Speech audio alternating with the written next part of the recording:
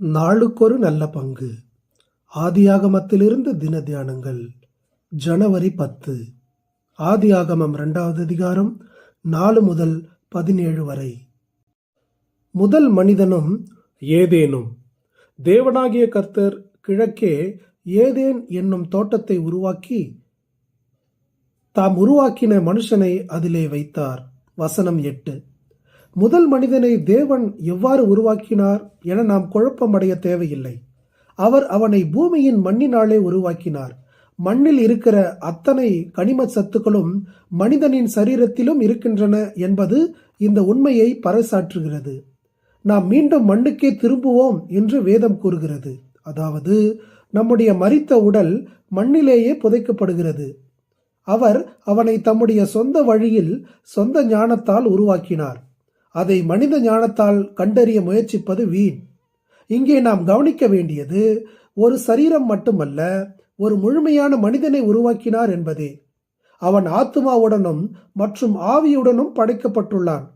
நம்முடைய சரீரத்துடன் நம்முடைய உணர்ச்சிகளும் சித்தங்களும் பின்னி பிணைந்துள்ளன என்பதை இன்றைய மருத்துவ உலகம் தாமதமாகவே புரிந்து கொண்டுள்ளது. மேலும் உலகத்தின் எந்த மூலையிலும் வசித்தாலும் அவன் ஏதாவது ஒரு வகையில் கடவுளை தேடும் உணர்வை கொண்டிருக்கிறான் என்பது அறிவியலாளரும் ஒப்புக்கொள்ளும் உண்மை. தேவன் அவனுடைய நாசியில் ஊதினார். இது ஒரு ஆவியை மனிதனுக்குள் செலுத்துவதாகும். ஆவி என்பது மனிதனின் அடிப்படை குணம். இதுவே மனிதனை விலங்கினிடத்திலிருந்தும் பிற உயிரினங்களிடத்திலிருந்தும் குறிப்பிடத்தக்க வகையில் வேறுபடுத்துகிறது. இவ்வாறாக அவன் உடல், ஆன்மா, ஆவி என மூன்றும் சேர்ந்த ஒரு முழு மனிதனாய் இருக்கின்றான். இந்த மனிதனின் வாழ்க்கை ஒரு தோட்டத்திலிருந்து தொடங்குகிறது. அவன் அதை பண்படுத்தவும் அதை காக்கவும் பணித்தார். ஏதேனில் 2 குறிப்பிடத்தக்க மரங்கள் இருந்தன.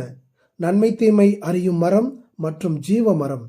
நன்மை தீமை அறியும் மரத்தின் கனி மனிதனுக்கு விளக்கப்பட்டிருந்தது. இது சாவுக்கு ஏதுவான மரம். ஜீவ விருட்சம் தோட்டத்தின் நடுவில் அமைந்திருந்தது. இது நித்திய வாழ்வுக்கு ஏதுவானது. ஆதாமின் பாவத்துக்கு பின் தேவன் மனிதனுக்கு இதனை விளக்கி வைத்தார். பல நூற்றாண்டுகளுக்கு பிறகு கொல்கத்தாவில் நாட்டப்பட்ட மற்றொரு மரத்தை இது நமக்கு நினைவூட்டுகிறது. இந்த சிலுவை மரத்தில்தான் கிறிஸ்துவை 2 கள்வர்களுக்கு நடுவில் அறைந்தனர். அவரை நாம் விசுவாசிக்கும் போது இழந்து போன நித்திய ஜீவனை மீண்டும் பெற்றுக்கொள்கிறோம். இனிமையானதும் மகிழ்ச்சியானதுமான ஏதேன் தோட்டம் மனுக்குலத்திற்கு சோகத்தின் சின்னமாக மாறிப்போனது. ஆயினும் எண்ணற்ற மக்களுக்கு மகிழ்ச்சியான தோட்டமாக மாறிய மற்றொரு தோட்டத்திற்காக நாம் கடவுளுக்கு நன்றி சொல்லலாம். அவர் சிலுவையில் அறையப்பட்ட இடத்திற்கு அருகில் இருந்த தோட்டம். அங்கே ஒரு கல்லறை இருந்தது. அங்கு அதுவரையிலும் எவரையும் வைத்திராத கல்லறை. அந்த கல்லறையில் கிறிஸ்துவின் சரீரம் வைக்கப்பட்டது.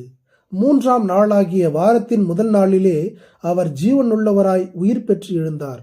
அவருடையவர்களாகிய நமக்கு ஒரு புதிய நம்பிக்கை இருக்கிறது. அவரை போல நாமும் ஒரு நாள் உயிர்த்தெழுவோம். அதுவரை உயிர்த்தெழுந்த கர்த்தரை ஆவியோடும் உண்மையோடும் தொழுது கொள்வோம். ஆமேன்.